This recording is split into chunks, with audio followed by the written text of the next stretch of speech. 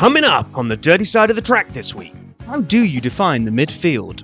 So if you're finishing like below P12 regularly every time, you're doing stuff like the Ton of Ass is doing right now, the Aston Martin. And what led to this? Filibustered you right under the table. Lost the will to live.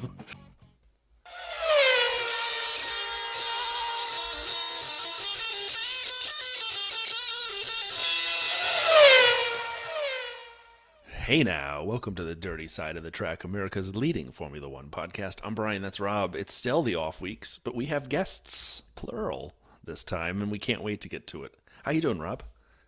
I'm doing all right, apart from the dawning realization I'm a complete idiot. Dawning? Some of us have known for a while. I know you knew it, but I was absolutely 100% convinced of something, and apparently it's completely fictitious. Is that called the Mandela effect, when you think that something has happened and it hasn't? Train yourself into believing something happened and it never did? Yeah. So our guests this week, the Midfield. Right. The Midfield Podcast. 100% convinced that we've spoken to them twice. Once on our show, once on theirs. Just on So theirs. made this big deal. You're going to hear the introduction in a while, where we're introduced, and I welcome them back to the dirty side. They've never been here before. It was complete work of fiction in my brain. I was so convinced. I've been back through our Notion, through our historical archives, looking for the Midfield episode. Doesn't exist. Well, it does They've now. never been. It does now.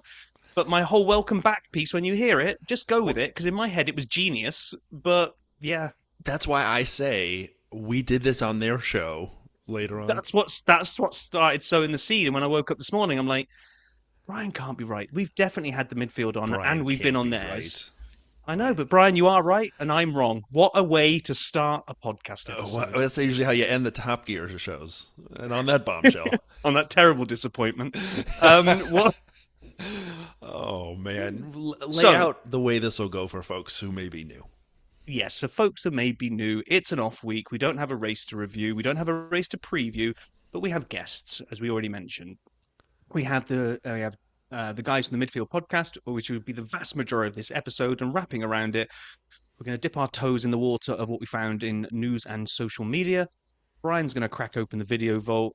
We've got a little wandering down Cadillac Corner. Do we wander down? We haven't decided this, actually. Or You stand. put the question out. Do we Yeah. stand in Cadillac I don't Corner? know. Do we walk over there? The vault, we know. We open, we go in, Right. we come out. Clearly. Cadillac Corner, we stand on. We just We hang sell off the our lampposts wares. on. Yeah. Anyway, Cadillac Corner. Then we'll listen to the Midfield Pod, and then we'll probably yabber on about what the heck we might be doing next week. All Okay. right. Sounds good.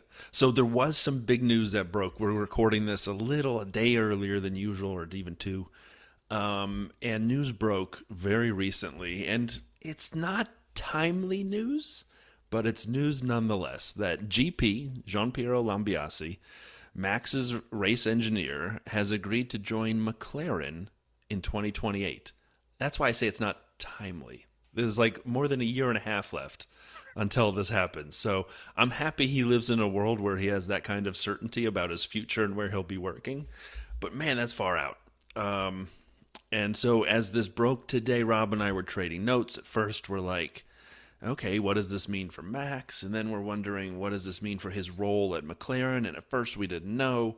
And then someone published and said, oh, his role is going to be head of race engineering. But then McLaren just dropped a note fairly recently that said he'll be the chief racing officer, which might be the greatest title I've ever heard.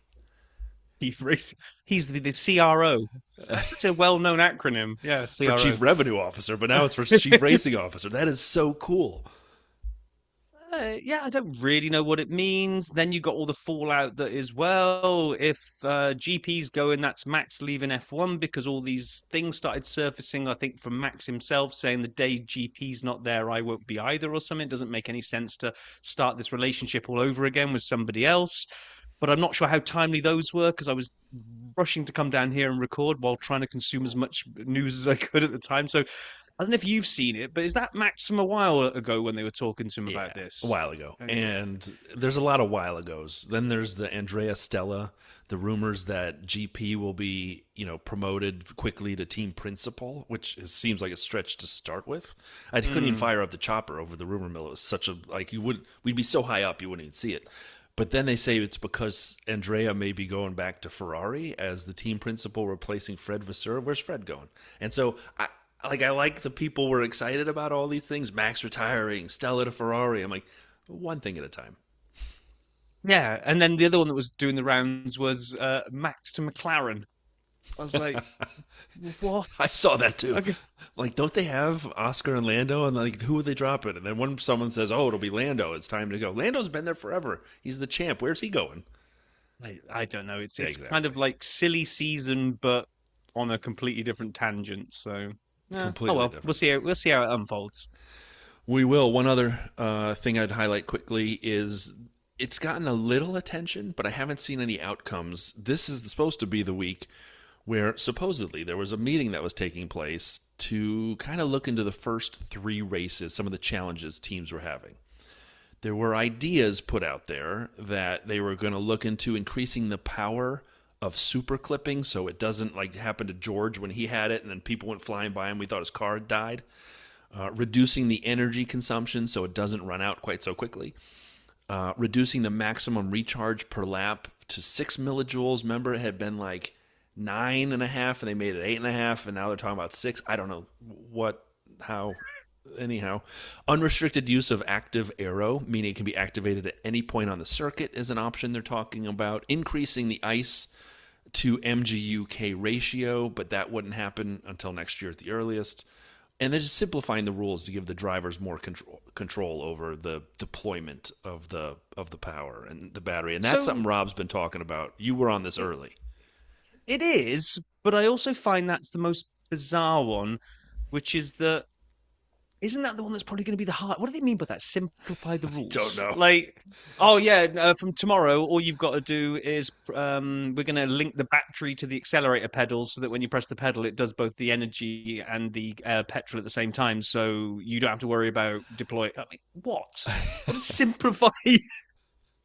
A lot could be in that last bullet. Let's be fair. And again, this is like secondhand. We didn't get this from the FIA, so we're waiting to see if any of this happened, if any of this is talked about, and if anything changes. I mean, simplifying the rules might just be really long extension cords. You never know.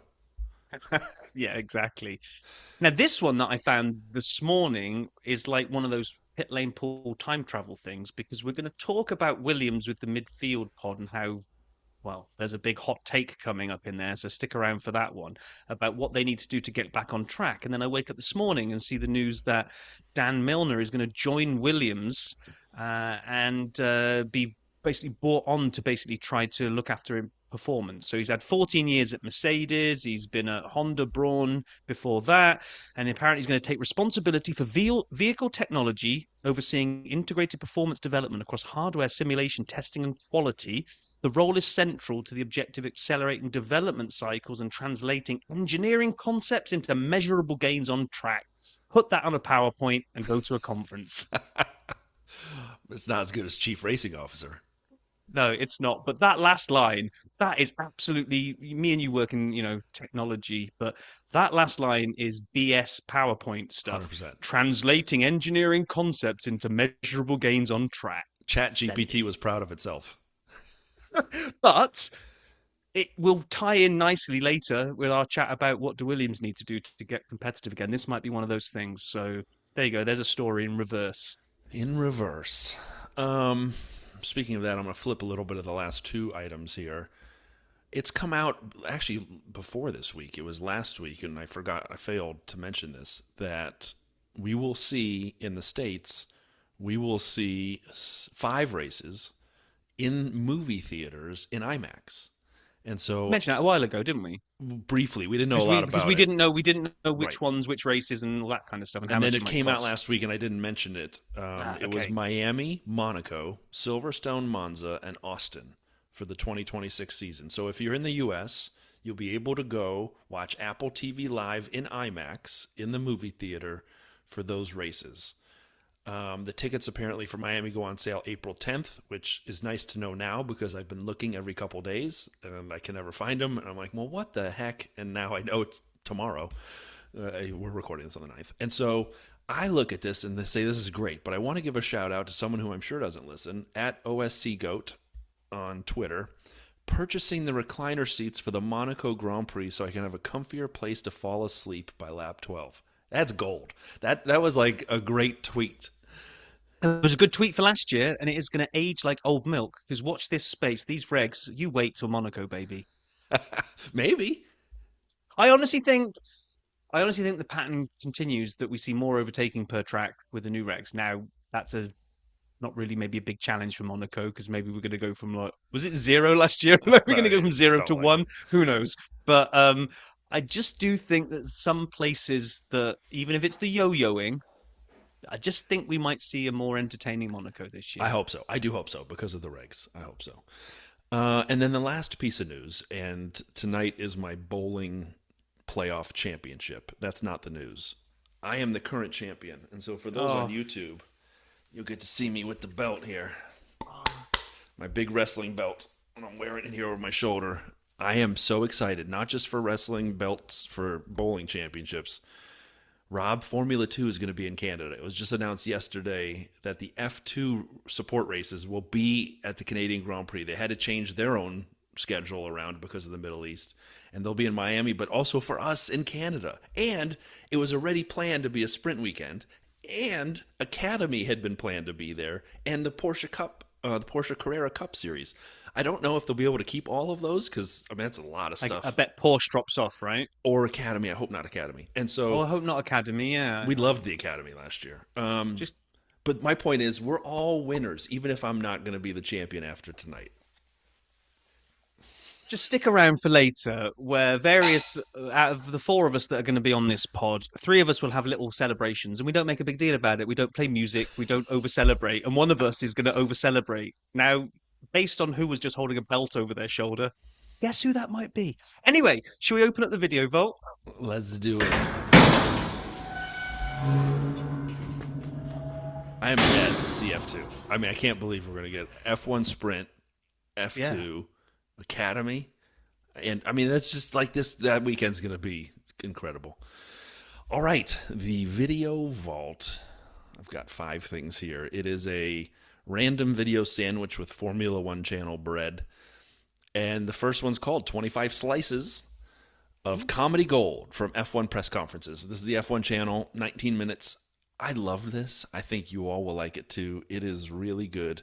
Now, I'm a huge F1 video nerd, so I've seen most of these before, these clips. So it's not like from this year or last year. It's from over the history of F1 press conferences, although it doesn't go back that far. It's fun, though. If you haven't seen all these or you want to just have a good laugh and watch drivers get angry with each other and answer hard questions, it's good. So check it out. So if you've seen them all before, are you like that Leonardo DiCaprio meme where you're kind of sitting up and pointing? Like, Yeah. I know this one. I do, exactly. I know what's going to happen next, and some of my favorite, like the Sutil and Truly one, still I think is great. I hadn't seen, someone was really grilling Fernando Alonso, and then that's a good one. I hadn't seen that one, but... Second, a visit to the first Illinois location of the Andretti Indoor Karting and Games, CBS Chicago. Just watch the first 3 minutes if you're going to watch. You don't have to, but I need to go. The point of this is this looks so great. It's a multi-level go-kart track, as we call them here in the States, go-karts. And they have humongous arcade and gaming and bowling and pool. Rob, when you're back in Chicago again next time, we're going here. I drive past this on my way to work. And I just have never been, but it just opened, like just recently, okay. And it looks tremendous. And it's Andretti, so like we should wear like our Cadillac gear. So August 8th, I want to say. I think that's a Saturday. I am up in Chicago to take my son to go and watch Foo Fighters at Soldier Field. So, hey, maybe there's some kind of dual thing. I can bring Reese along as well, and we can go karting. Love it. I'm marking this down. You're going to send me... What? We're planning our social lives on the pod. I'll follow up with you later, Brian. Let's carry on with the vault. Lando Norris shares his favorite things on the McLaren channel. 7.5 minutes. This is fun. It's so good. Some insights into Lando, and they ask him about favorite foods, and he kind of goes with styles, and he's definitely grown in his taste. When he was young... with Carlando, when they kind of formed their bromance early in Lando's career, they would have food. They would eat food on on the McLaren channel all the time, and he didn't like anything. Like he liked nothing. He was pickier than like my kids. His tastes have grown, but that was a fun 7.5 minutes. Crofty answers 11 questions you've always wanted to ask an F1 commentator. F1 Unpacked on the Sky Sports F1 channel, 13 minutes. This is great. So one thing I had seen before is that Crofty does an incredible amount of prep for the races, and he puts stuff up on the walls. I feel good that the guy who's bringing us the commentary takes it so seriously. He doesn't just rock up and talk about last year's thing. He really spends days. And so you can see some of that in this video as well as other things from his perspective, and really enjoyed it. And then finally, the last piece of bread, F1 drivers play fill in the blanks on the Formula One channel, 10 minutes. This is great. Probably the best video of the mix in terms of length, content, fun, laughs. And they ask, drivers questions, fill in the blank, most likely to do this, most likely to pick up the check, and kind of things. So I enjoyed that very much. But with that, let's close. Rob, are we going to go stand on Cadillac Corner now? Yes. It's Cadillac Corner. It's Cadillac Corner. It's Cadillac Corner.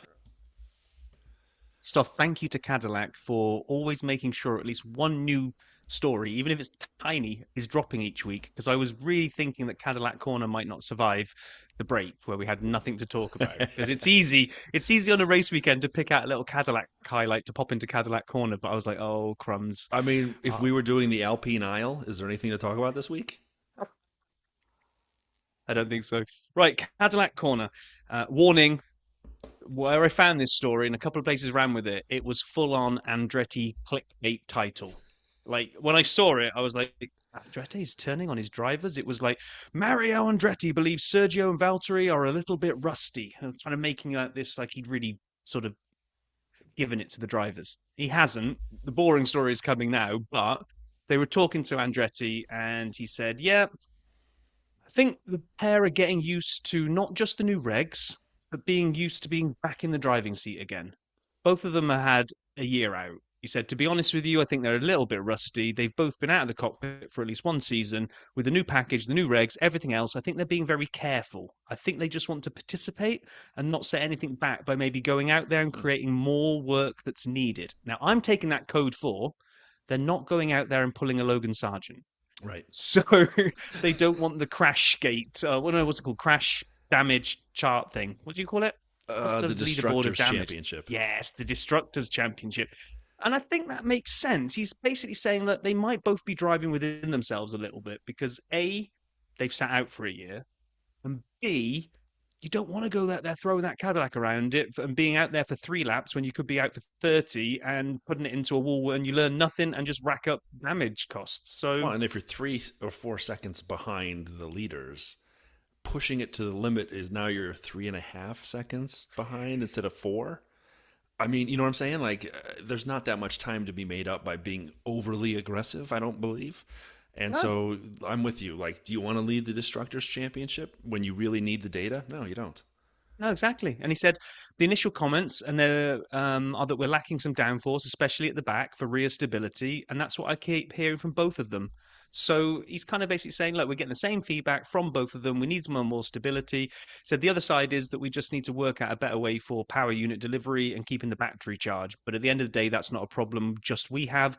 We're not the only ones suffering from this because outside of, say, Mercedes and Ferrari, seems like everyone is scrambling with this one and working out how to maximize their situation. So I was like, the more I hear from Cadillac as I can, whether behind the scenes they're all running around with their hair on fire going, oh my God, we're going to be faster.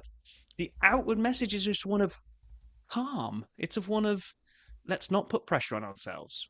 This is a year to just understand how you run an F1 team, and let's see if we can keep improving week on week on week. So I just like everything that's coming out of the camp at the moment. I don't know about you. I do too. And it's fairly unified. And it makes sense. I mean, they're not trying to win a race. And they're honest about it. What they're trying to do is build a foundation for the future so they can be competitive as they go forward. And that you know what? I mean, that's a good idea. You don't go to the gym and start lifting weights and start with the most you can do and walk out of there and your arms are broken. You got to work up to things, you know? Anyway, do you want to preview your mistake on the introduction here? No, let's just jump straight over to our chat with the midfield pod and listen to me do what I thought was a hilarious reintroduction of someone that's never actually been on our pod. So yeah, over to Idiot Vale. Box. Guess who's back? Back again. Midfield's back. Tell a friend. I believe those are the immortal words of Shakespeare, but we would just like to say welcome back to the Dirty Side. Patrick and Dan from the Midfield Podcast. How you doing, guys? Excellent. Glad to be here. Yeah, thanks for having us. No worries. No worries. Now, we were just talking about this just before we hit record. We've got some unfinished business to tidy up. The last time you came on, it was the beginning of last season. Some bets were made, some bets were lost. Brian has paid up his $5 to Dan. Patrick owes me $5, but I don't necessarily want to collect. I'm happy to go for kind of a double or quits approach here. I'm currently owed in the UK. If you take £10 and keep multiplying it 7 times, I think it's £1,280. I'm currently owed £1,280 by a guy that keeps double or quitsing with me, and he is the worst bettor in the world. He comes up with outrageous bets. So that one might never get collected. I'm quite happy to push this one, Patrick, and see just how high up we can get a double or quit streak. Well, Yeah, I just cashed in on a March Madness elimination bracket thing that we did with our usual group of degenerates, and I took the top prize. Nice. So I'm feeling pretty confident. My spirits are high in the gambling world. Okay. So yeah, Well, the good news is, double or quits it is, my man. sounds like you can lose 7 more years in a row and not have to pay Rob. So I like that idea too. That's a good. I like the dude's got a solid strategy. If we're being honest. just let it ride. You just let it ride because I can never end up having to pay anything. So I just like to see how big the debt can get. So I think it's worth noting that I believe we were on their pod when we made the bet. And the second part is, I was so excited. If we go back in time, I came up with that idea. I said Charles will outpoint Oscar. I came up with the bet. I liked the bet so much, I took it outside of our bet, and I used it with my buddies. I then used it with other people at work, and I made little notes about when I was going to collect all my $5 from everybody, and those notes basically became me sending out Venmos like the Salt Bay. It's just Venmo.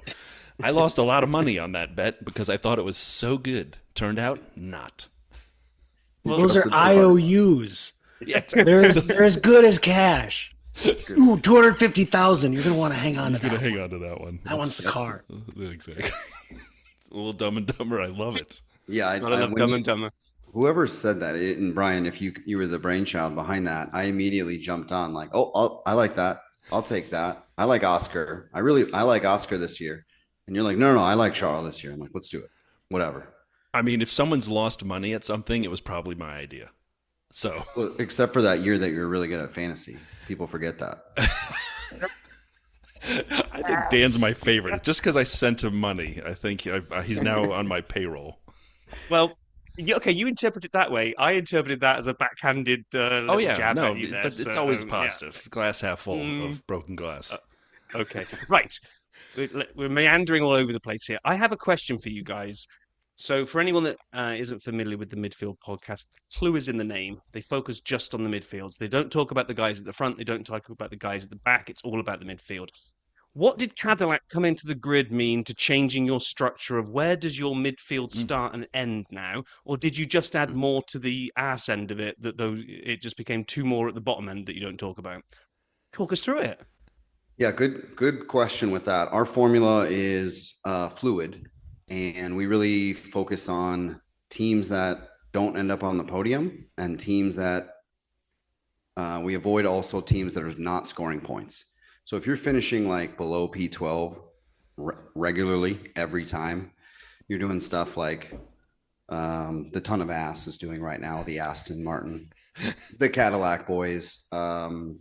Who else is back there? Cola Pinto's back there, but he actually scored, so we moved him back into the midfield. Okay. So it's a fluid situation, and we really just, if you're on the podium, like probably not going to talk about you. You're too good. And if you're back in P15 and lower, we're probably not going to talk about you because you're not good. So it's kind of that we don't want too good. We don't want too bad. We want all that good jelly filling in the middle. So it goes beyond just not talking about them. It's punishable by really gross jelly beans that we force each other to eat when we actually name one of the unmentionables. well, And now that you're here, you're welcome to mention them as much as you like, and I'll let you two dole punishments out to each other. I would offer none, but feel free to do that. I don't want to eat one of these, but Yeah. now that we're on video, go Yeah. check out YouTube or the YouTube, however you want to call it. The Dirty Side of the Podcast is now on YouTube. Go check out that channel. Make sure you smash the subscribe button Subscribe and while you're like. looking at us. Exactly. Bean Boozled is what we eat. And so here's some flavors: wet dog or top banana, stinky socks or tutti frutti. So they look the same, and it's like a 50-50. Is this going to be good or bad? And I'd say so far it's like 60% bad. Okay. So So fooling us. I have a very important question. And by the way, thanks for the shout out on YouTube, midfieldpod.com. Find all your links and information there. That's right. So while we're here talking about the midfield, I've been waiting. We knew we were going to try to get you guys on. I've been waiting on this question for a while. How weird was it adding Red Bull and Max into that jelly of the middle? Like introducing a team that hadn't been there, and Max, who hadn't been there for a long time ever, into the midfield. Because Rob and I sat here after China and then confirmed it after Japan. They're a midfield team, right? Oh yeah. Definitely. Definitely. And it's weird. It was weird if I still call him Darth because it's like I'm still afraid to say Max Verstappen. Like I've been scarred. It's like I have a shock collar Almost as on. bad as George Russell. George Russell ruined my life last year just by the amount of those horrible beans I had to eat by accidentally dropping his name.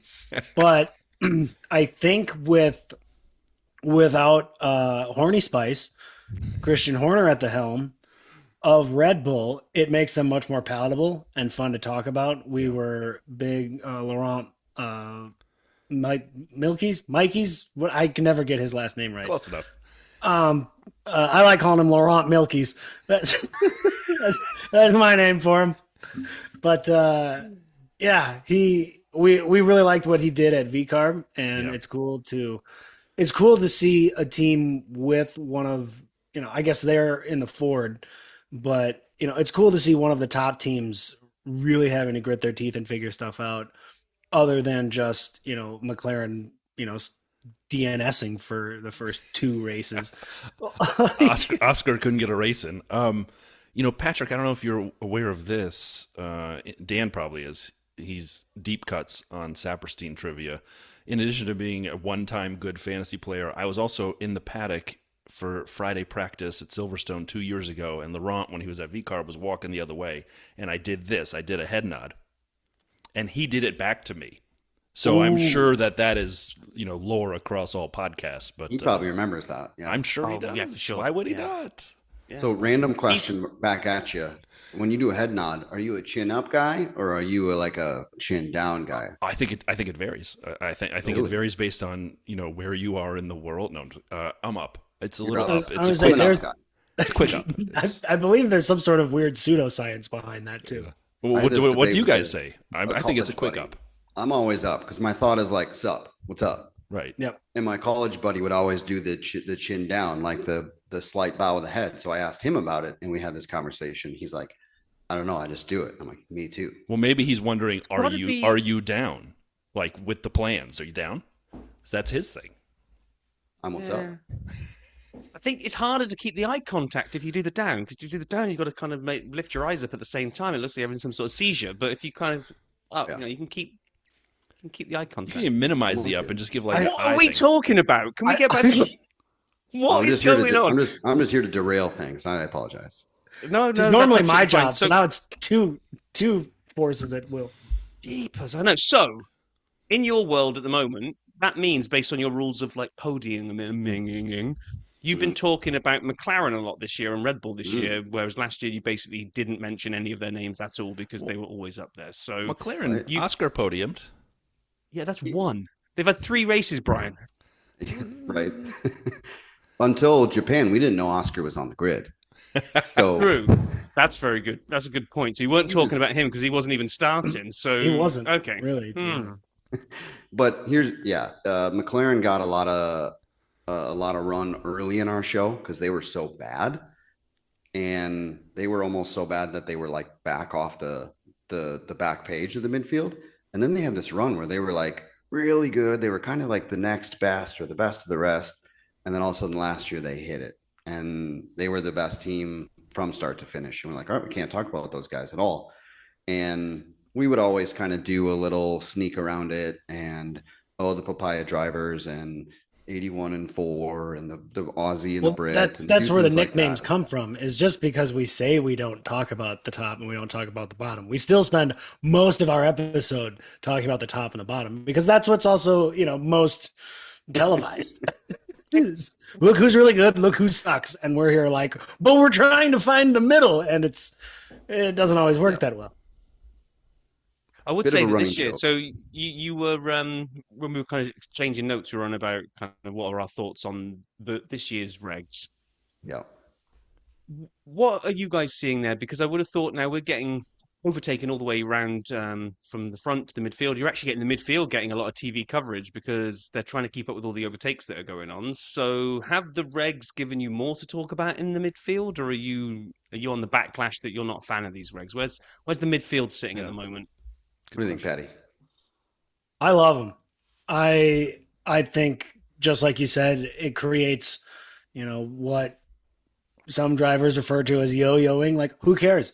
If you're a yo-yo in a part of a chain of 6 other yo-yos, it's incredibly exciting to watch. And while it might be difficult for you guys to figure out and drive right now this year, 3 years from now, those cars are going to be so finely tuned. They're going to be insane. They're going to figure out ways to increase battery longevity and, charge and all that. And they're going to get their regeneration dialed in. So it's just instantaneous. Like, in time, these cars are going to be sick. And I think I love it, the reset, because it's like starting over from scratch, and it gives teams that don't deserve it necessarily a chance to squeak in and score points every now and then. What about you, Yeah, Dan? I think it's unfinished. Like, it's undecided right now. I think it's fine. I think it's good. I wouldn't say it's great right now. There is a lot of complaints about it. I understand the drivers don't like it. I understand the teams are complaining. I understand the fans are complaining.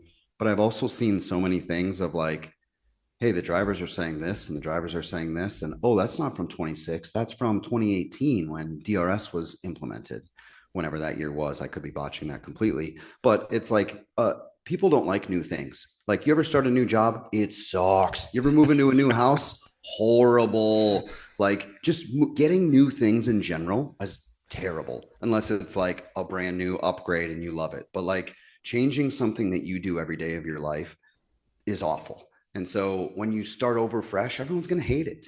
Everyone's going to dislike it. Like, you don't believe me? Go to work and change something that every single person at your office does. Just change it and see if anybody complains about it. I bet 95% of people. Yeah, just switch out all the regular coffee for decaf and don't tell anybody. Change the hand soap in the bathroom. Like, everyone's gonna be like, what's up with this new hand soap? So it's just like, you change anything, someone's going to be upset about it. So I think that's part of the reason. I understand the batteries and the regeneration and they can only go so fast in quali, and it's not as exciting. Like, I get that, but it's like, this is race freaking 3, please. Like, can we just chill a little bit where it's race 3 and we're already like, this is the worst regulation set. I quit F1. Betty, did you even like the last soap that was in the dispenser? Oh, no, I dried my hands out and it smelled like, like Listerine. Well, then can we just try the new soap, Betty? Can we try it? Do you remember last year when we couldn't pass and it was just practically a procession every track because the cars were too big and they gave off dirty air, and you could try to pass right away, but if you didn't, you sat behind the guy 2 seconds for the whole rest of the race. Tires melted. Turn one and done. It's like, there's going to be new things. These guys are going to figure it out. Patrick nailed it at the beginning of his spiel there. I'll give him credit. He doesn't make a lot of good points, but he did right there. And it's like, this is going to get better. All these engineers, all these drivers, all these thousands of people that work on these teams and these cars are going to get better. And these cars are going to continue to improve. The drivers and teams will get better. They'll get faster. The batteries will last longer, all that stuff. And in 10 races, we're going to say these regulations are sweet. but like we don't know. So like don't throw it out after 3 races. That's No, kind of I'm with you about not throwing it out. My bit that just sort of makes me go, oh, you've got to change that one piece of it is I don't watch Formula One to hear mathematicians on the pit wall tell a driver where's the fastest way to go around a track because you've got to lift off 15% in corner 12 because that's the optimum battery recharge. I'm like, you pay these guys insane amount of money to be the best drivers on the planet that know how to do this, and you've now put it in a world where they don't know because they can't do the mental arithmetic on the fly to work out that I need to adjust my throttle by 17.6% in corner 12. It's just so unnatural. And then the second part of that is what Lando said about the yo-yoing was, I'm not choosing to overtake. I'm coming up behind a car sometimes, and the computer just decides it's time for the battery to deploy. So I'm going faster now. So I either have to crash into the car in front, overtake it, or brake. And if I brake, I obviously lose all my momentum, I lose all my battery, and now I'm screwed for the rest of it. So I basically have to overtake to do what the car wants to do. So I don't like this element of the drivers don't feel like they're fully in control of these things at the moment. But I'm with you, Dan. I think if that's rectifiable and they can just sort of change the balance and make it so that the driver's fully in control, I think these regs could be sweet. They really could. So I'm with you. I'm not going to throw it out after 3 races. I'm just a little bit, I can see where some of the complaints are coming from of it's not quite fully on the drivers anymore. Unfortunately, as we've seen from the past, the FIA regulations and rule sets are set in stone and never change. Mid-season, end of season, ever. Like they are just locked in permanently, always and forever. But no, like they'll realize after the end of the season that like, hey, we need to do something about the fact that the batteries, drain and then recharge. It's like they will figure it out. We'll figure it out. I think, and Rob and I have talked a lot about this, and I agree with almost everything Rob said. I'm less worried about like some of the more technical components coming out of the driver's hands. But I'm with Max when he says he just wants to drive whatever it is as fast as he can. There was something for me last year at Monaco when the 2-stopper happened and we saw Williams figure out, if we slow everyone down, then we can get a free pit stop for our second stop and we can then reverse it and slow everyone down. And they literally didn't drive as fast as they could. And that annoyed the ever-living crap out of me. And I watched this I like the overtakes. So Patrick, I'm 100% with you. Like I love what I'm seeing on the track. I'm having fun watching the race. If there were a way that the drivers could be just flat out the whole time, and the only thing that slows them down is like strategy or tires. Tires don't even matter anymore. It's just battery, and we don't know what's going on with the battery. And so like that's my only struggle. But I'm also an optimist here, and I'm with Dan as well and Patrick. Like, let's see how this goes. They'll figure it out. These cars will get better. Yeah. And I am enjoying the product on the track most of the time, like the overtaking. Whether it's a yo-yo or not, I'm here for it because you know what? Figure out a time to do the first part of the yo-yo where they can't do it back right away. And like that's what we saw. That's what we saw in the last race in Japan. They were starting to figure out how to set people up so they didn't get taken straight back. So I had so many rants last year about DRS trains, and they just drive me nuts. Where the only overtakes we see are DRS breeze-bys, where the car in front is completely powerless to do anything about it. And basically, Formula One just came down to you've got 9/10 of a lap to set somebody up for a DRS overtake. You either get the DRS done or you don't, and then it's back to procession for the other 9/10 of the lap. Like, who wants to go back to that? And you have 2 laps to do it. Yeah, that's the old hand sanitizer, Betty. Yeah, like, you said it. You said it, Rob. That like these are the best drivers in the world, and so yeah, with these new set of regs, we have kind of handed Elton John a bassoon. Yeah, and he's like, "Well, I'm a piano player, but give it some time, and I promise you, Elton is going to start jamming on a bassoon." 21 of the best drivers in the world, and is that your double or quits bet that Elton John will be touring stadiums? He could. I'm just saying. Give Elton John a year and 6 months, and a bassoon. He'll come up with something. Sing me a song. You're a bassoon man, I think is what they say. Patrick's got that was the original take. Some of the best metaphors. Is this bassoon? I'm not good with my instruments. Is this bassoon?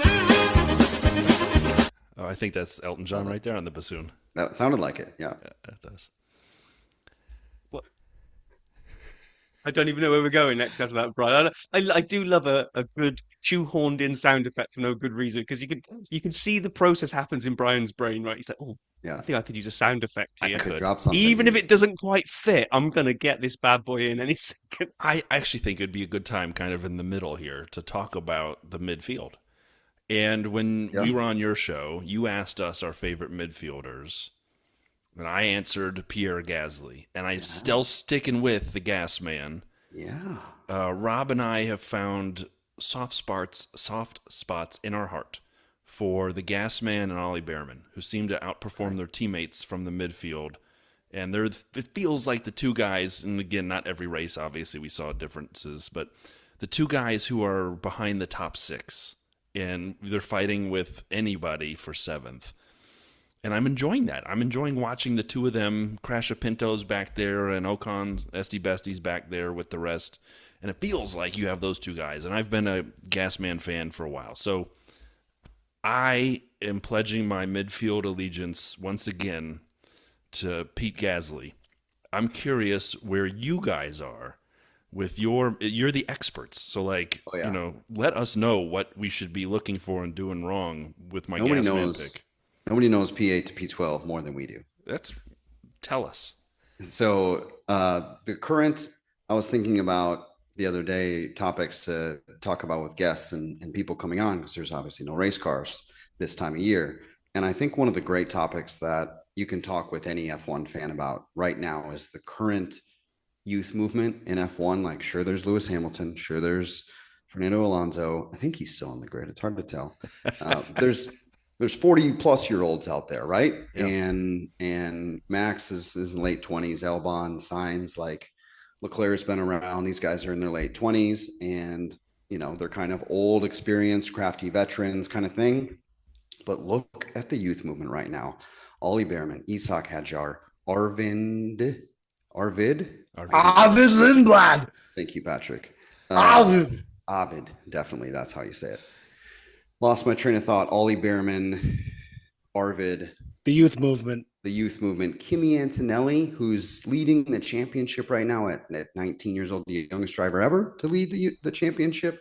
And what says youth movement more than that? So I think like right now in the midfield, I love the young guys. I love Ollie. I think Isak is fun to watch. I don't know anything about Arvid. I know nothing about the kid, but I've heard him on the radio one time and I'm like, all right, cool. I like this cat. He can ball. He was really impressive in his first race. Yes. And like, something that like we as dumb sports fans love more than anything else. And it's like seeing an amazing debut, like Ollie in Jeddah a few years ago. We were all mesmerized by him finishing P8 for some reason, whatever it was. He wasn't great. He didn't even make Q3, but everyone's like, oh, this Ollie Behrman is incredible. And it's like, we just love a debut, like we love an initial rookie performance. So I think right now the story for us and for me in the midfield is like the youth movement, because these young cats are coming up and they're coming up fast. That's your take. You missed As one much out. as- You've I got distracted by Ovid Lindblad. You did, and then you named Ollie twice, and you missed out one of my favorite younguns that I right. think is doing super well. It's Super Gabby. Yeah. Gabby Bortoletto. Gabby in Bortoletto, the of out. course. Yeah. Yeah. Oh, Well, And on the other end of that coin, my personal favorite midfielder is actually on the older end of the spectrum. And I think we will continue to see, if not even maybe a little bit more, awesome leadership over his young rookie teammate or second year teammate in Gabby Bortoletto, the Hulkster. And I think without Jonathan Wheatley there, they're going to need a new soft European smiley face to, make everybody hold hands and sing songs. Not that Matteo Binotto doesn't know any songs, but he doesn't seem like the sing-songy kind of guy like Jonathan Wheatley was. Pointing And at Charles. I think without Wheatley at Audi, they're going to look to a guy like the Hulkster to, bring leadership and, good vibes. And I think he's great at that. He's proven that, he's a steadfast dude in the midfield for forever. He was our 8 to 12 pick for the P10 challenge so many times in the past. And we just need Audi to get their feet underneath them, and I'm sure he'll be right back to slinging some midfield action for us. Would you allow yourselves to celebrate him when he got his podium? Because that's. Yeah. Are you allowed to talk about it? Because Yeah. come on, he betrayed the The- midfield Well, of and went and got course. himself on the He podium. literally spent his whole career in your sweet spot and then Yes. ruined it all. After 272 races or something, Right. he's like, you know what? I don't want to be a midfielder anymore. I'm going to be a champion for a day, a podium contender for a day. And That was we incredible. we love that. That we are the proud papa when we see that. And yeah, I believe the name for that episode on the midfield was Silver Stunned, a Hulkenberg podium. Nice. Yeah, that sounds right. If you call him the Hulkster, does that make all of us who cheer for him Hulkamaniacs? Yeah, absolutely. Brother, you know it.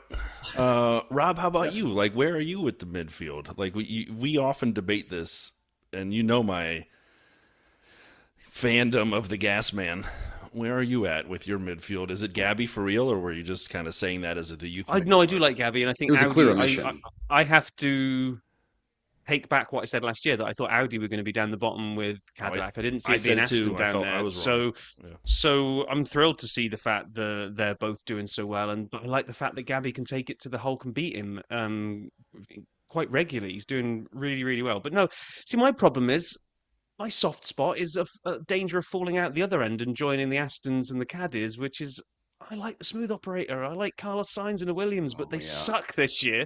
I think they've probably fallen out of midfield contention this year. So, yeah, I have a super hot take about Williams. So I'll let you do your super hot take once I nail my colours to a midfield mast. Then and I'm going to have to stay patriotic, and I'm going to have to say Ollie Behrman. Love it. Solid. Done it. Super solid. Boom. Send it. Patrick has figured out that they're going to feed the cars Wegovy or a GLP-1 at Williams just to skinny him down a little bit. Is that the plan? The weight loss. I just find it so ironic that in this new era of battery regeneration, the one car sponsored by a battery sucks. That's so cold. True. No, I said this. I said this on the midfield last week or the episode before. I think in order for Williams to actually fight for world championships like they claim they want to, and have been, we're 2026. Everything's leading towards 2026. Well, we're here now, and you guys are still overweight. You're still not testing because your car is not ready. You're still behind the 8 ball yet again. And I think if you really want to take the push to become world champion, either in the drivers or constructors, Alex Albon's got to go. Oh, whoa. You didn't see that coming, did you? I did not. And Carlos That feels like the intro for the pod right there. That it does. Carlos has a comment for that. Stop inventing. I'm saying, like, Carlos can be your world championship contender. He did it at Ferrari. He knows what it takes to get there. Alex, every time I see something go wrong at Williams, even if it's Carlos, I feel like it's Alex on the inside. Like, it's just he's a perpetual something goes wrong and comes out at best P8. So, interesting. You think, is it because they're kind of two number ones, or is it you feel Alex is just not up to snuff to be that contender for the championship? Because He's just not up to or you snuff. think he's just a bad luck charm because you sound like you're blaming even if Carlos's car goes Right, bang, it was Alex's he's a fault. little bit of a bad luck charm, and at the same time, I don't think he's up to snuff. Or he, granted, it's tough to say that anybody's stint at Red Bull is a fair stint, but he's had big seat opportunities, and they've been taken away from him due to lack of performance. And he's been at Williams, he's been with the car. That's why he looked better than Carlos last year. But this is a new year. The cars are totally changed. Everybody looks bad in every car. So Carlos is on even footing with Alex. And now I think we're going to see, once we get these cars figured out, that, oh yeah, there's a clear number one and number two driver at Williams now. Interesting. You know what? I can't argue against your point, even though in my heart, I don't agree, because those are facts, and we're going to find out. I don't think that's the bet for the double or nothing. Those are facts. But that Alex Albon is a bad luck charm. No. As a That fact. last year Carlos was new to the car, but this year Alex hasn't looked as comfortable with the car as Carlos, and they're all on evil Have footing. either of them, because the Williams suck. Carlos got points. My Carlos only got points. Alex was doing a test Mm. run. He had 47 pit stops. They just kept having him come into box to like, oh, we're gonna try out the wets. Like it's really hot out. We're like, that's fine. Yeah, I don't think you can. Williams has been terrible this year. I don't know that either of them can really. Can't really judge yet until Yeah, they I sort agree. things out. I don't think, but In that regard, yeah, I agree. interesting. But for a team that's been planning to have this car sorted out for the last 3 years, like Yeah. again, Yeah, that's where my drop the ball. That's the thing that I hate, where I see that your argument falls down, Patrick, which is that the two people that have probably got zero input on how horrific the car is this year, that had nothing to do with designing it, or replacing James Vowell's spreadsheet so they could actually understand where all the parts were they were ordering, is going to be Carlos Sainz and Alex Albon. So I thought you were going to go big and say James Vowell's need to go because he can obviously replace a spreadsheet and get a nice part ordering system put in place, but that didn't really seem to deliver a very quick car. Like you said, they were putting all their eggs into 2026. Watch this space. Hold my beer. Here we come. And it's a shambles. So I honestly thought your big hot take was going to be James Vowles needs to go. And do you know what? I was going to be with you. I'm not totally against that either. Cleaning house at I think he's Williams. great. I think he's awesome. But what's he fixed and delivered yet in terms of a new car? This is the first one that's really been done fully on his watch. And where are we? Yeah. Yeah, I think they have a big check to cash this second half of the season. We're only 3 races in of 22, but you've got to score points at some point. You've got to lose the weight. And once the weight's off, because they'll get it down, they'll get this car skinnier. Everyone's on a GLP-1 these days, like Brian said. So they'll get it down, but like the second half of the season, you got 10, 12 races. Can you score points in those? Can you, when your car is competitive, can you do it? You've got the best engine. You've got one of the best, staffs that we've seen you score points before in a car that wasn't supposed to last year, scoring P5 in the constructors. So if they are disappointing down the stretch this year, like they're in big trouble. There's going to be changes. It might not be Vowles or Albon, but there's going to be changes. But maybe they come back in the second half and are awesome. We don't know. And we're not going to know until this car loses a significant amount of weight. By the way, they can take as much weight loss drugs as they want. I had a buddy in high school who took a lot of steroids and never lifted weights, and he was always wondering why he didn't gain a lot of muscle. And I'm like, Todd, bro, you got to hit the gym with steroids. Same thing. Like, I'm taking a lot of GLP-1, and I'm crushing up in my deep dish pizza and ate like 7 slices a night, and it's not working. So I don't understand how this thing's supposed to work. But in seriousness, your tummy has to hurt so bad. Oh my God. you know it. And so the question I have as we kind of think about another team that's maybe below the midfield, but speaking of number 1 drivers, you kind of have 2 number 2s at Cadillac, 2 famous number 2s at Cadillac together. And as we watch Cadillac, here's my question, and maybe this becomes a bet unless Rob has one in his mind. I've asked this question of a couple people, and it came up randomly as we did this, and I liked it, so it means I'm going to lose money on it. Who will score a point first? Cadillac or Aston Martin, ton of ass, or neither? And you can't say both because someone will score higher than someone if they're in the same race.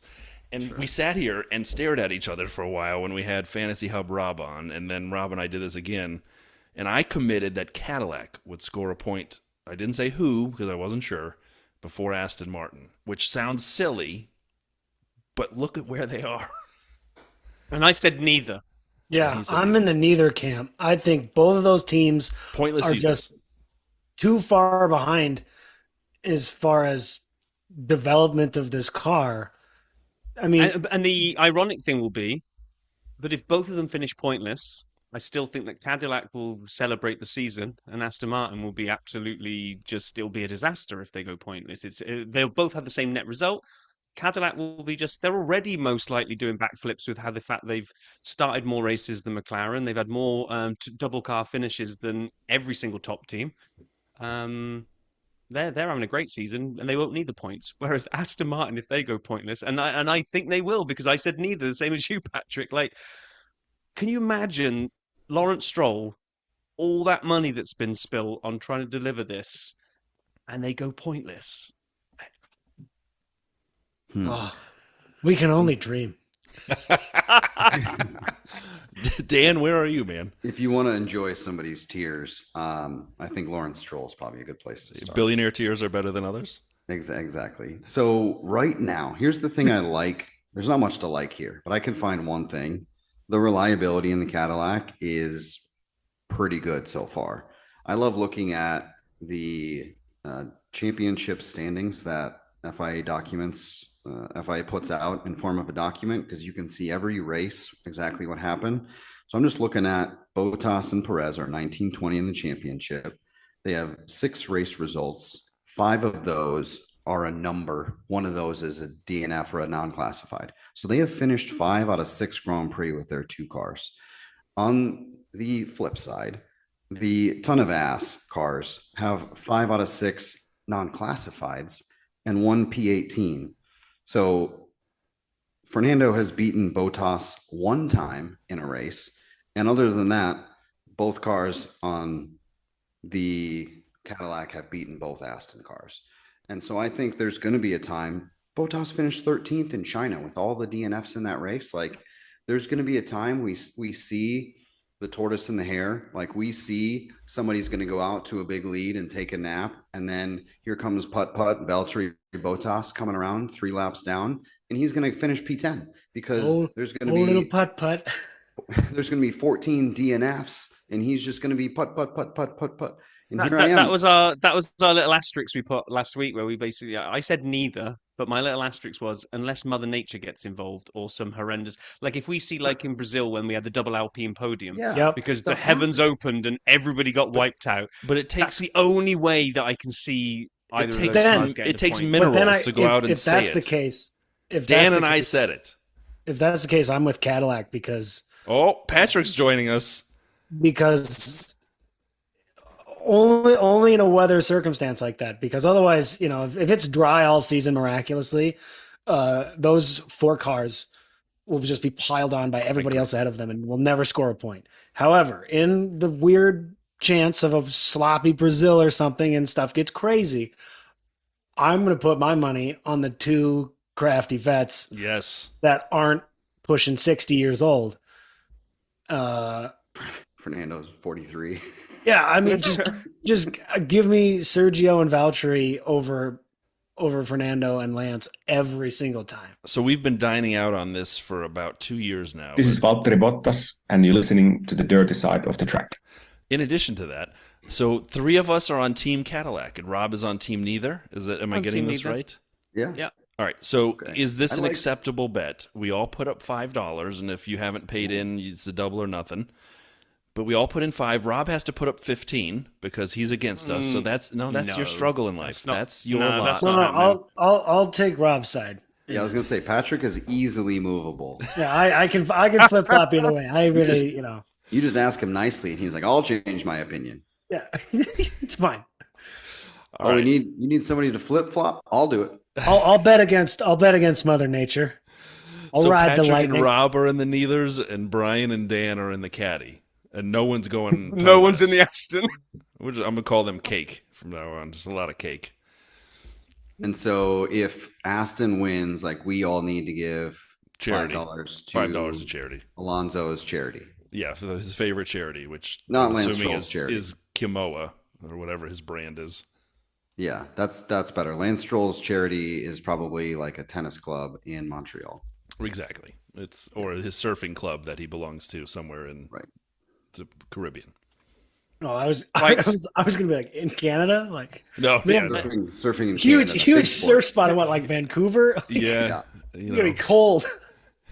He just surfs down the Seaway just before the Grand Prix in Montreal. Yeah. Oh my God. All the time.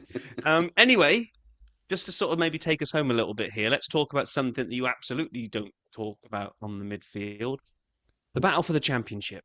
Oof. Okay, because you put this in the note of something to discuss is, can Kimi take it to George all season? Does George face the realization that after the first race when he thought this is the year, this is my time, look at this Merc, we've absolutely nailed it, no one is even close, I'm going to win a championship here, and then 2 races later he's had to sit and watch his whatever his 12-year-old teammate, Yeah. to hand it to He him does twice look in like a a row. baby. He does. It's like, has Kimmy got the staying power?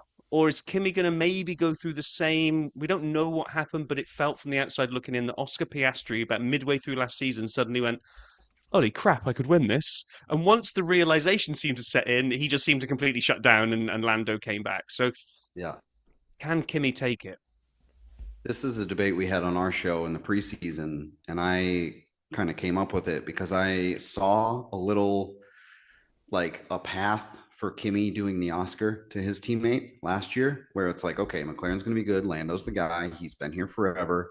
No one's going to touch Lando. Oh, his teammate's pretty good, you say. And he's driving the same exact car.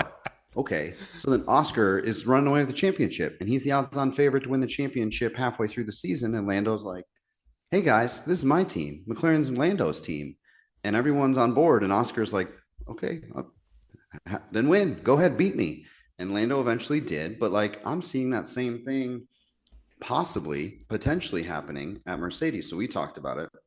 I was kind of the opinion that if things start to snowball a little bit, which they are a bit for George, not bad, but if we have reliability issues, if we have getting screwed by the safety car, which happened to George last race, if we have these bad luck situations happening to George repeatedly and Kimi gets a lead of 20, 30 points, like, good luck, George, getting that back on just good luck and asking your team for like, oh, I need preferential treatment and I think I'm faster. And it's like, except you're not. And in Japan, Kimi was faster the whole weekend, faster in practice, faster in qualifying.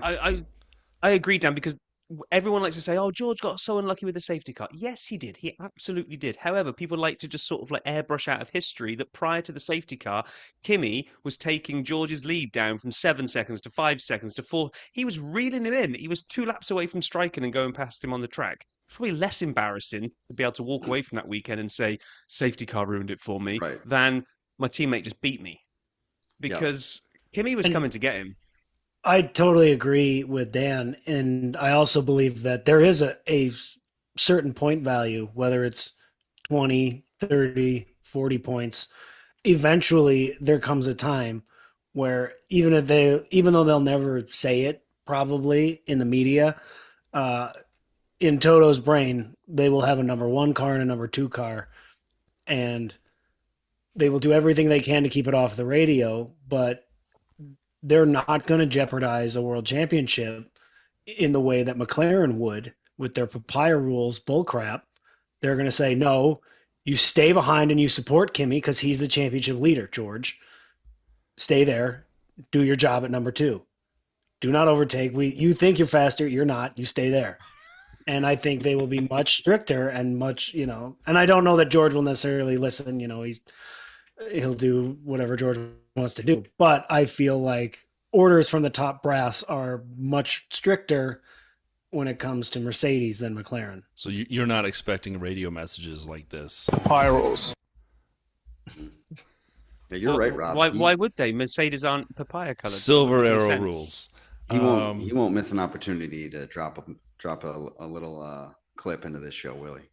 Oh, we'll find something. Although it would be quite. You say Patrick, they'll use codes. It will be like Toto come on the radio to George, and we won't know what it means, but it'll be okay. Right, it's plan crikey now, George. Plan crikey, which just means he has to ease off. Oh.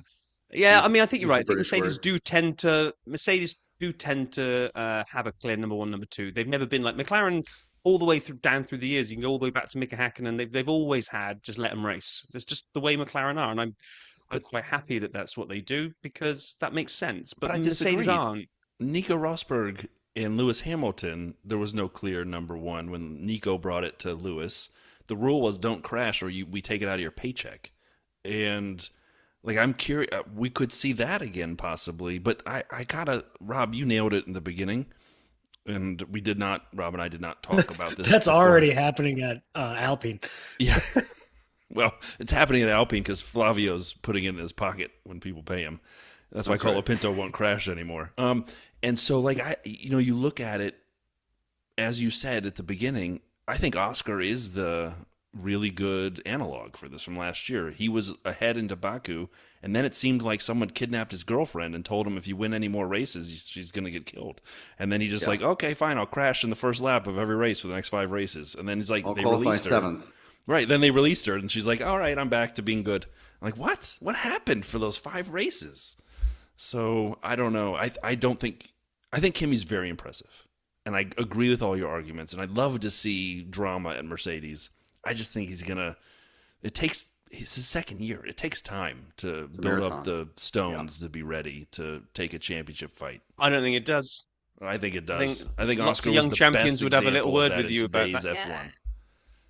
I think Kim is made from different stuff. I Really? think there's something. Yeah, there's just something in that kid that I think he already thinks he belongs. Ravioli. I don't think he needs to grow any new. One of his 2 little chin hairs. Yep, exactly. So I thought this about Oscar last year because I saw him on Drive to Survive, and I saw like they asked him these questions like, does Lando should you support him? And he goes, no. Like, do you think you should support Lando as the number 1 driver? And he's just like straight up no. And then Christian Horner, I think he was trying to stir stuff up, but he was saying I'd rather have Oscar than Lando. And so like I kept seeing things like that, and I'm like, Oscar hasn't. What was his big thing early in his career? He wore the tires faster than Lando. Yep. So I'm like, if he can just fix that one thing, and everyone knows that's his weakness, he has a full off season to do it. Can he do it? And like, what's Kimi's weakness? I don't know if Kimi has a weakness other than like consistency. Like he's got his bright spots, but can he be great every weekend? And I think that's the absolute hard part in F1 is to do it 22 times. That can you be elite 22 times, or at least like 19 out of 22?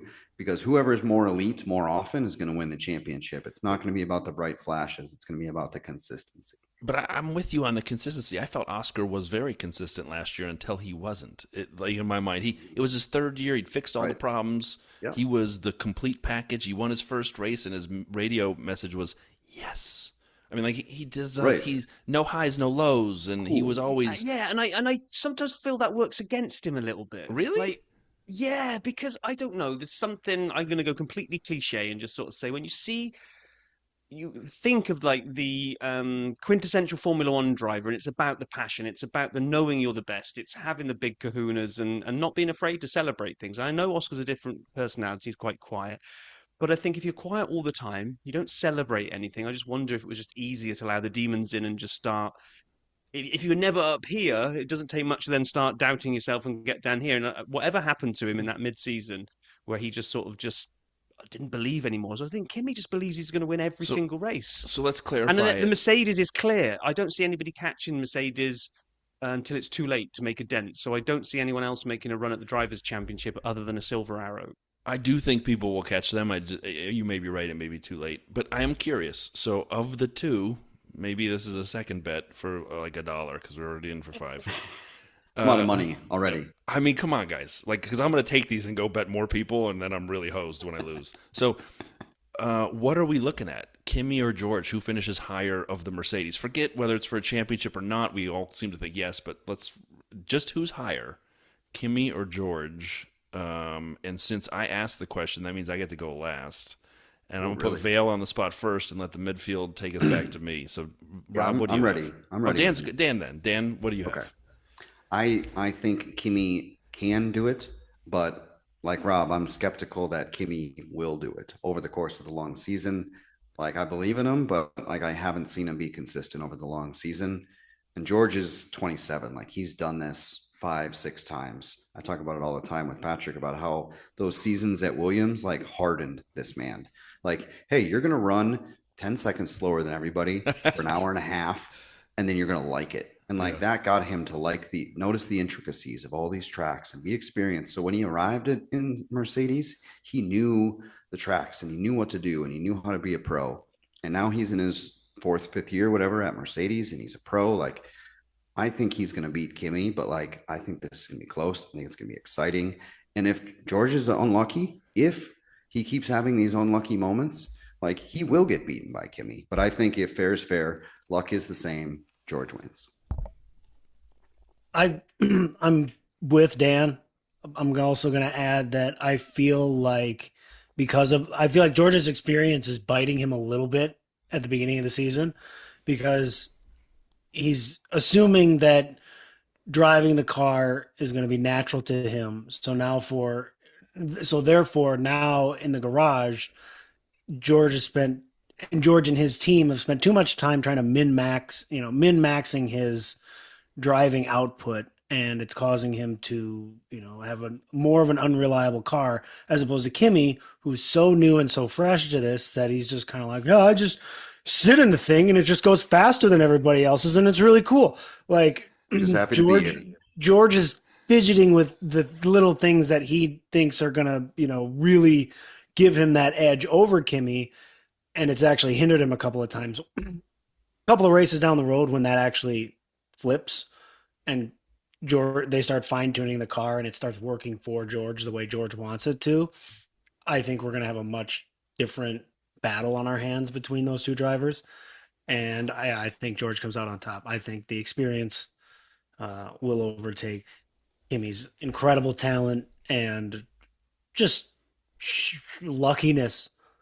I mean, a lot of drivers look really, really good in their earlier careers in F2 and F3 and all that kind of stuff, and not all of them land at Mercedes a year before a new regulation set with an 18-to-1 combustion ratio. So we got the two midfield pods, fellas, with George. Rob, where are you at?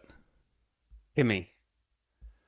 Because I think George, everyone's overlooking this fact that for the last few years, George has been accused of being only good when the car is absolutely perfect. If it's not, then he just spends the entire race whining on the radio about things, and it's the tires, or it's this, or it's the other.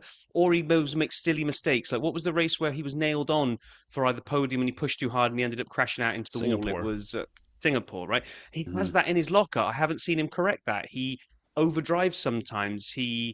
I don't know that he's settled all of that. Plus, I'm going to be interested, the rise of the youth thing earlier on, right? The guys that haven't had that much exposure to the turbo hybrid era and don't have to unlearn anything about all of this because the new regs is almost the only regs they've known, I do think is an advantage. And I think Kimmy doesn't have as much history to unlearn here. So I think I just think George will get in his own way. I like George. I want to support him. But I just think historically, we've always seen George make these stupid mistakes. If he makes stupid mistakes, one gets unlucky, and Kimmy smells blood, I think Kimmy takes the battle out of these two. There we go. My answer is easy. George!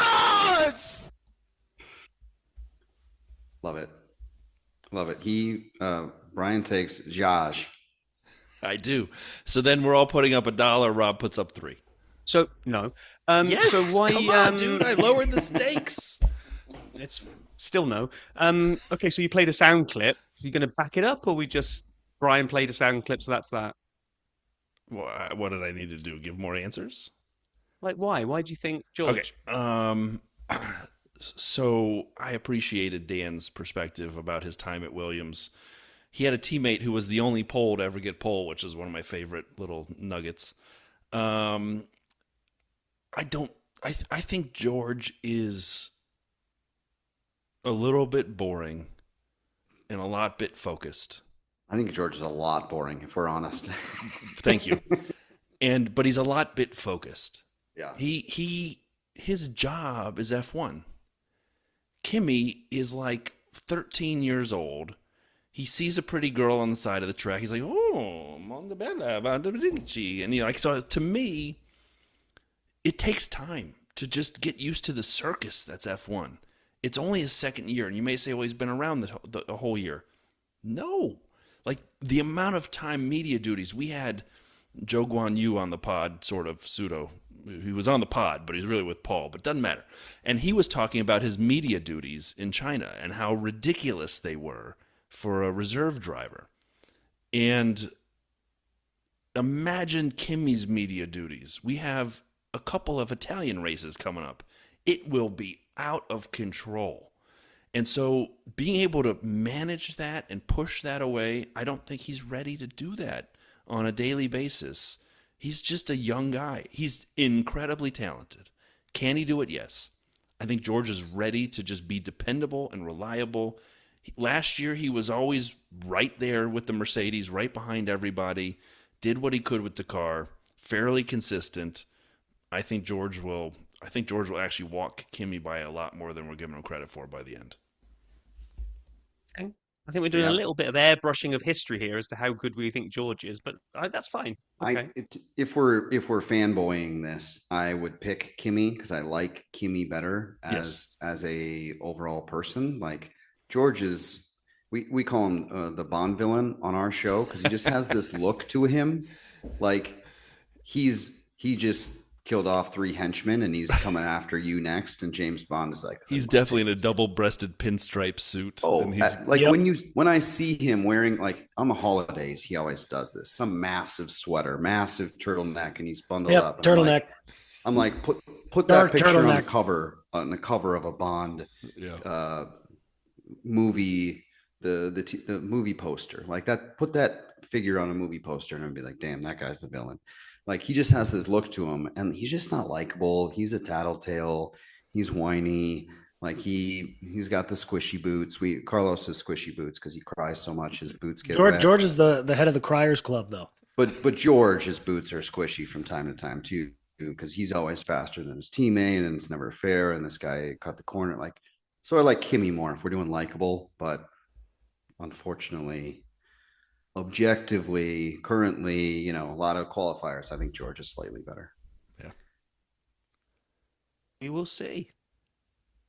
Did you record these bets, Vale, and get them correct, or was it like the casino games where you're going to tell me I got them all wrong when I got them all right? No, I didn't record these, no. Nor am I taking part in any of this ridiculous $1 bet shenanigans. Oh, Casino Gate. Well, Rob, I have a surprise for you guys. I came with some questionable trivia. So I'm not trying to rush you, but when you're done hosting, I would like to hijack your podcast and do a brief host with some questionable trivia. Perfect. This is the part we'll edit out, but start right now. Love it. Send me the clip so I can post it on my YouTube channel. There you go. Subscribe. Is that the YouTube? We've tried the YouTube and it hasn't happened, but I think we have a channel. I know we have a podcast. That much is for sure. We have a Patreon. Yeah, that too. Midfield Pod. There you go. Did you Do have I more, have to Rob? participate in this questionable trivia? Or... Oh, Patrick, you're always. Patrick is like a negative influence. Like if this were a like do the right thing mortal challenge, Patrick would be like the peer pressure bad friend over here. Like, oh yeah, dude, it's just one hit. Like, do it. Like it's like me with my betting. He guides people off during my trivia question. You'll think you have the right answer, and then I step in and just tank it. It's hilarious. All right, hit him. What you got? So here we go. I know Ferrari is a friend of Rob's. Seen the flag behind him there. So here we go. This is not Jeopardy, okay? But it looks a lot like Jeopardy. That's why it's questionable. This year, and these 2 drivers are responsible for Ferrari's last championship. So I'm looking for the year and the driver. Well, you could do either. We could do drivers championship or constructors championship. I'd be open to either. But I need the year and then the driver. Wasn't it Kimi Räikkönen in 2007? It's got to be Kimi, right? And is it 7? Because Lewis won at McLaren in 08. Yeah, it's a while. It's a long time. Let's put it that way.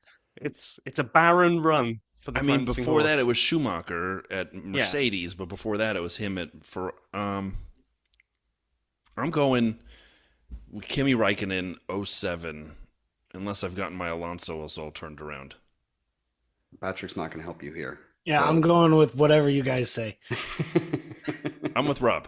I think he's. I'm pretty sure on the driver, okay. But I'm maybe wide of the mark of the year. But maybe wide of the mark. You guys are right on the mark. It was 07 with Kimi Räikkönen. They did win a constructors in 08 with Räikkönen and Massa, but Lewis won the drivers. Probably. I didn't catch that's that right. part. I think he won his first one at McLaren in 08. But that sounds right. That sounds right. I would take it. All right, let's move on to Max Verstappen. It's weird to say this guy's name, as you talked about earlier, Rob. Like, is it weird talking about Max every single time? Max Verstappen hasn't finished 3 consecutive races off the podium since this season. Huh. So what year was it where he finished? Oh, not since this season, because then you've just given us the answer. No, You yeah. meant I mean, No, obviously, I need you to name the season. You need to 3 name it consecutive races, no podiums. in the form of a question. That's why it's not Jeopardy. It can't be Questionable. 25, 24, or 23 in my mind. Because 23 is when he dominated in the RB19. 24 and then 25 he came on strong. He may have had a bad race here or there. 22 were the new regs. Ferrari looked frisky in the beginning. Did he podium? Not podium 3 in a row? I mean, I know he won, but I'm just trying to... 21, obviously he won. And then if you go 20, it was like the Lewis, Valtteri, Max, just flip them around every race. And that was your podiums. I'm thinking out loud because I have no clue. I love your 1-sentence yearly recaps. These are phenomenal. This is when I watch the races and I come upstairs in the morning and I tell my wife about it and she's like, "How was the race?" Not paying any attention. And I give her a 1-sentence thing and she doesn't listen. I was just saying, no, she doesn't. You're She doesn't ask that question. She doesn't listen to the pod either. She never asks, like, how was the race? It's never happened. Never once. She was telling me, I was listening to this podcast the other day. I go, "Was it Dirty Side of the Track?" She goes, "No." I'm like, "Okay, thanks." Oh boy, I want to go back in time because I feel like that this is a more intriguing answer. I'm gonna make up a year because I can't figure out if it's 19 or 18 or 20, but I don't think 20 is right because the COVID situation bundled him up and he was pretty good. What do you All think, right, Rob? Rob's sleeping. find out next week what I'm gonna Brian say goes for. I'm gonna say 18, 2018. Okay, Rob, Patrick, what do y'all I think? lost the will to live listening to all that, so I'm just going to copy him and say 2018 as well. Fair point.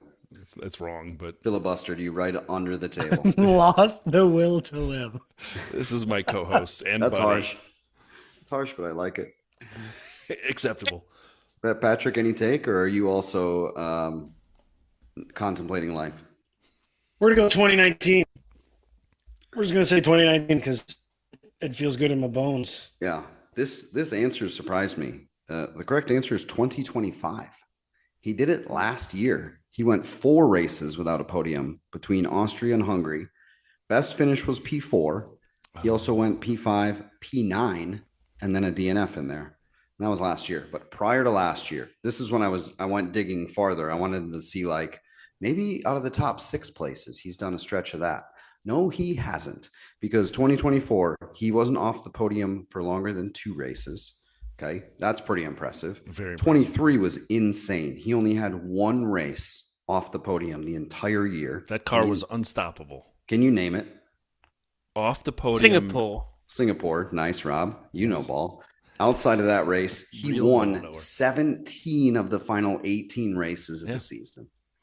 Insane. That's the year we started. Most dominant the pod. year since like Ascari or something like that in 53 or something. Yeah, it was insane. We started the pod because we're like, I hate shows talking about Max for 30 minutes to start the show. Like, we know he won. We get it. Like, so, and then after that, he didn't have a 3-race stretch off the podium until 2019. Oh, I was close. Patrick and then I wins. looked for 2018 or earlier docs, and I couldn't. The FIA hadn't posted them on their website. So it's like I tried to go back farther and find a stretch, and I can't. So I missed 25, but I was close with the 2018 or 19. Prior to 25, it was 2019. Yeah, I was debating the two, and then Rob told me to hurry up and answer the question because I was boring him. All right, last one. If somebody could, let's mute Brian for this one and let Rob talk. The track where Charles Leclerc has the most pole positions. Ooh. I think I know this one.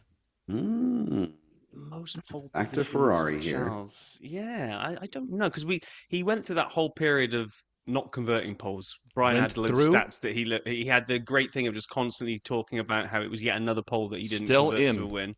Well, Well, no, he's not getting pole anymore. So But there's when he nothing does, to it'll convert. still be going.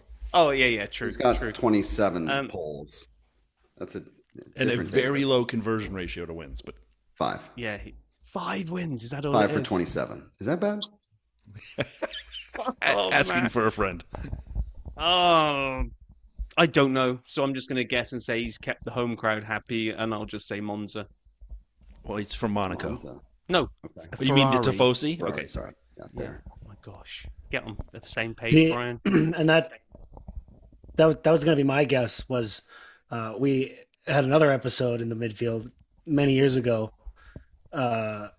that apparently, I don't know if it's caught up in some sort of weird algorithm that it gets randomly downloaded like twice a week, but it's one of our highest downloaded episodes. It's me. Charles Leclerc is the king of Monaco, baby. Yeah. So Monaco's a I'm good going to guess. say Monaco. I'm going to go against the grain. I do believe Ferrari turns up their engines for Monza and the Tifosi, so I see what Rob's saying. It's the second half of the year. They always bring upgrades. But I'm going to go against that because he is the king of Baku, and he gets more poles in Baku than anyone I can remember. So that's my guess is Baku. Well, we had 3 really good guesses here. Monza, Charles has 2, so that's good. He's not bad there. Monaco, Charles has 3, and the correct answer is Baku. Brian redeems himself after his Redeems filibuster himself. answer. He has 4. Which was close to right anyway. Rob hates it when I get something right. It wasn't close. No, it's only close to the one that wasn't right. If you For the two weren't 2025, you were miles away. if You were two 7 weren't years done, away. I'd flick you off right now. But More YouTube shoes is and on. hand grenades, Rob. Exactly. Like, He was this right. is the thing to about Brian. He has the to second cling correct to answer. something that he was good at. It's like, well, if you ignore the thing that was the right answer and take a year right next to the one that I If you said, then I ignore was that right. thing called reality, Yeah. Wait, so Dan, can you tell me again what was the track he had the most at? Yeah, it was Baku. Yeah, it was Baku. Sorry. There it is. Not love to it. brag, but Brian got that one right. Yeah. Really? Well, Because that's my questionable trivia. That's the trivia game I that love Patrick he loves and hates because he thinks I'm trying to trick him all the time, and I'm like just trying to talk about some topic, and it's like Drive to Survive, or it's like I know Rob is a Ferrari guy, and then I wanted to talk about how Max is dominant right now because that's fun for me. So like that's it. That's are questionable fun. trivia. We're just trying to have a little fun here. I love that. I love that. So that's it. I'll give the reins back to you as host. Thanks for letting me steal your show. Thank you for the questions. That was fun, and I loved closing on a victory.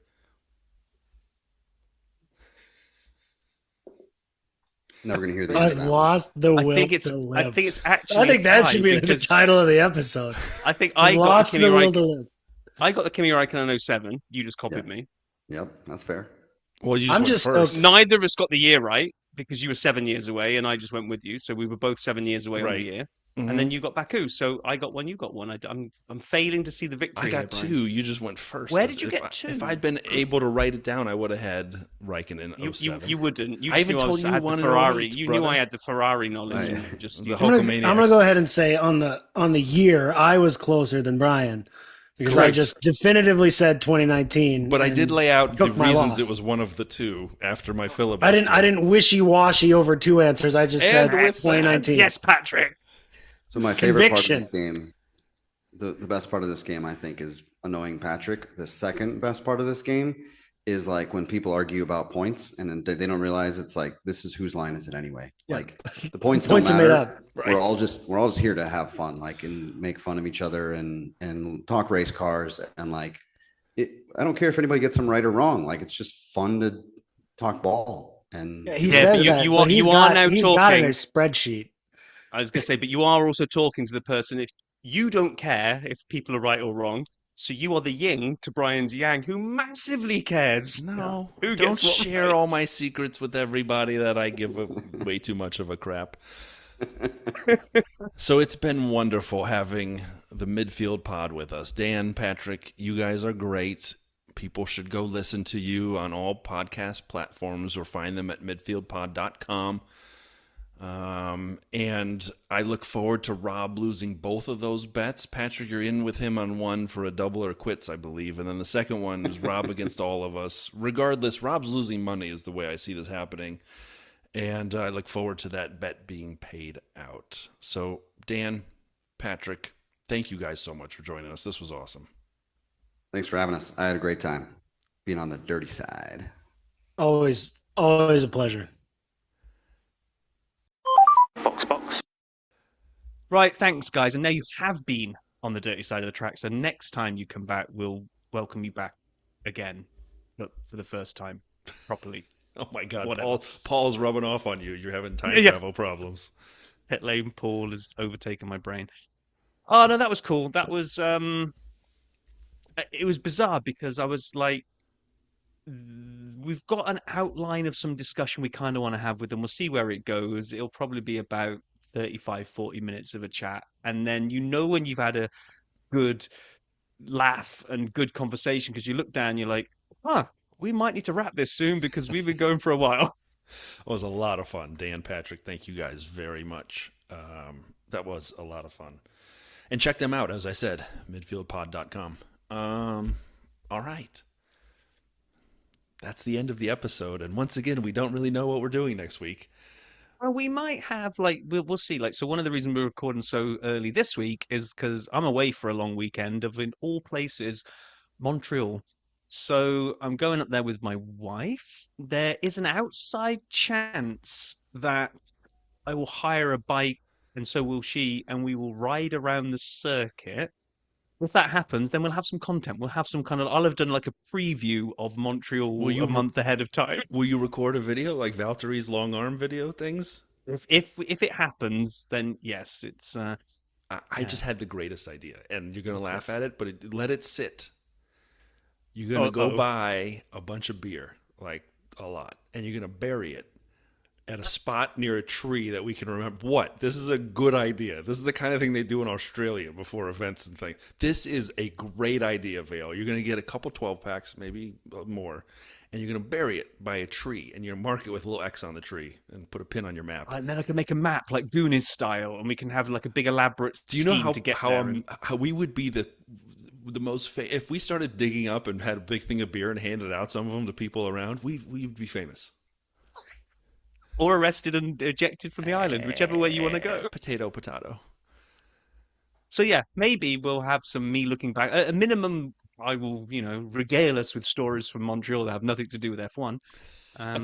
Maybe we have a guest as well. Who knows? We'll do something, or maybe it's the Vale's Tale. Yeah, I'm working on the Vale's Tales. It's not quite ready, but I can get that ready this weekend. So there we are. We have many, many options ahead of us. So right. None of them a race, but that'll happen soon enough. All right. Well, again, thanks to the Midfield Pod. Rob, thank you. This was a lot of fun this week. I hope you all enjoyed getting through the spring break, the unplanned spring break, but we'll all get there together. Be well, everybody. Be safe. Talk to you in 1 week's time. Wait, I found the button. There it is.